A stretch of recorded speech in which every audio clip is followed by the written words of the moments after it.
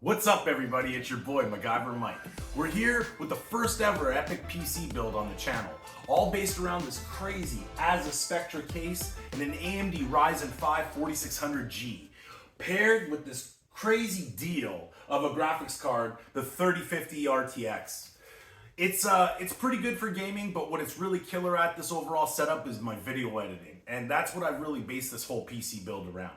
I gave a bit of a sneak peek of this build the other day on my stories. You know, my main goal for this rig was just to keep up with my growing passion for creating videos on YouTube. And in the process, I kind of went down a rabbit hole of tech and kind of rekindled my passion for gaming. You know, of course, only for benchmarks. At least that's what I tell my wife.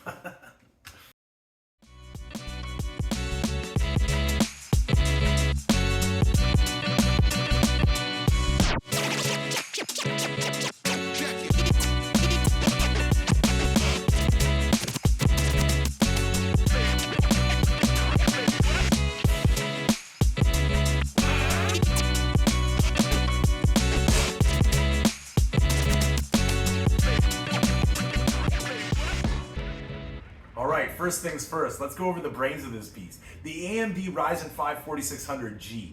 It's on for a killer deal of 129.99 Canadian rubles right now on Amazon. And I couldn't go wrong with that deal. You know, the balance between value and performance after I looked into the research of this, it was just unbeatable. You know, with the built-in APU, even though I have a GPU with it, it's just that extra multi-core computing really helps with the video editing and any other things that are computer intensive.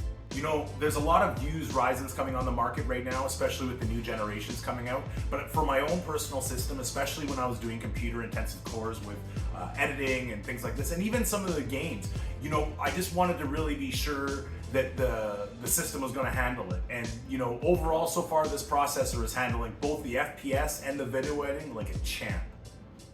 Ramalama ding dong time.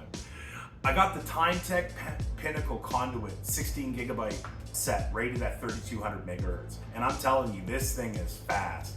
I was really concerned about not getting 32 gigabytes of RAM, especially for the video editing and computer intensive tasks. I wasn't too concerned. I thought 60 gigabytes would be more than enough for the gaming, and so far it's been great. But you know, I was worried, and this thing has not held me back at all. And again, just matching this overall aesthetic was so easy, and finding budget options right now. So both the RAM and the cooler were both just killer deals, and I couldn't go wrong with it. I'm super happy with the way it all turned out. Now it's time to chill out and keep that CPU nice and cool. The Thermalright Assassin X120 SE ARGB cooler. It's on for a killer deal for under $30 on Amazon right now, and I just couldn't go wrong with it. The overall aesthetic of the RGB, and then also too, just the overall clean white feel that I wanted to go for. Because of that, the Spectra case was the overall inspiration of this, and I just wanted to keep that same feel all the way through it. 3, 2, 1, lift off! The Silicon Power NVMe M.2 and the Lexar SSD drive are blasting off into the future with some hyper memory speeds. I really wanted the NVMe M.2 for the boot drive, just for the quickness of the responsiveness of the system overall. And then I kind of wanted a separate SSD just for keeping all of the games and everything on. You know, and both of them are so fast so far, and I'm really happy with the way it's turned out. I might actually end up adding another SSD down the road for video editing, just because the files are so large. But so far, they're both 512 gigabytes, so over a tetrabyte of storage so far has been more than enough, even with the really big titles. Brace yourselves, fam. We're adding that secret sauce to the gaming and editing. The Zotac GeForce RTX 3050. You know, it's not the best in the 30 series family, but I found it for a really good deal at 275 Canadian rubles locally at a shop, and I just thought, why not? We gotta add it. You know, I have a 1050 Ti that I already had in the system, and it was doing pretty good for what I needed it for. It was keeping up with most of the games that I play, but it was having some issues with the rendering and things like that at the end, especially trying to render into 4K or even high 1080p, high quality settings. And you know, when I saw this on deal, I thought I kept all the other components at a pretty good deal. why not add it to it? And so far I have not been disappointed. You know, of course I'm only editing for the video editing, not for the games, and not for the frames and the graphics that rains down on us. But at the same time, I am so happy I added it to this, and in all honesty, it's made a big difference in the system. Ta-da! Cable magic, baby. Luckily, it had a nice little basement in the case that I was able to stuff a lot of the extra cables in, because the power supply I got, it's not modular. You know, actually the PSU was one of the issues overall with the build and why this video actually took a little bit longer. When I added the 3050, I was a little concerned because I originally had an EVGA 600 watt PSU in it, but it was only 80 plus white rated, and it was really low. I think it was on tier E or tier D even on the list. So I was happy to get the 80 plus gold rated Gigabyte PSU for under $100, but unfortunately that meant still no modular cables. So I splurged on the cable extensions to keep as much of that white aesthetic as possible. Taking the extra time here is so important. It's all about airflow and aesthetics, keeping things sleek like a ninja. All right, the moment of truth. Let's see if it boots up.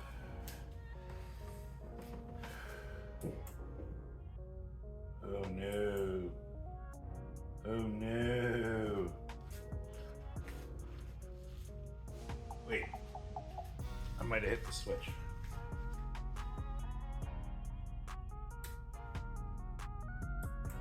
Whoa! Now does it post? See if it boots. Is everything good? Oh yeah! Yo, it's performance time, Pete. Look at those FPS numbers.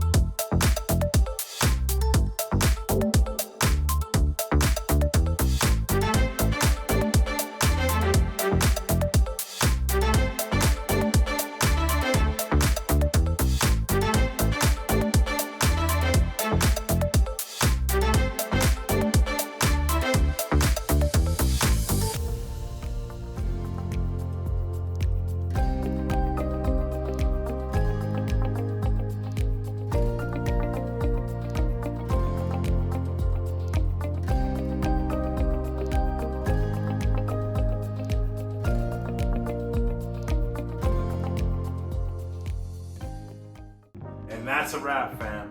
Thanks so much for joining me on this first adventure of many to come. Join me on Twitch. Please subscribe to there. I'll be gaming once in a while on there. I haven't quite figured out the schedule yet. Please like, subscribe the channel. I'm going to be doing one of these every week on different DIY projects. You know, I built this whole office from scratch in our garage, and I'm going to document a lot of the journey as I go and grow. So share this epic build with your friends, and please like and comment and subscribe, and let's grow a community about this. Obviously, there's going to be some focus on gaming, and I'll have some of that on here, but the main focus of this is going to be for video editing and content creation overall. I think there's a lot of people out there with a passion to share their story and share their passions, and I just want to show people that it's possible to do it on a budget. You know, yeah, this computer overall costs a little bit more than what I was originally planning on doing it, but I started this all with an Optiplex that I just started with RAM, and then I went and got a used graphics card off of Craigslist, and I just kept going from there. And next thing you know, I have a whole studio down here, and we are making these videos. If you want to see more epic DIY tech and budget builds, then join the MacGyver Mike crew. Hit that subscribe button, hit like, and hit the notification bell to let you know when more's coming out. Can't wait to see you guys next time. And remember, if I can do it, you can do it. Peace.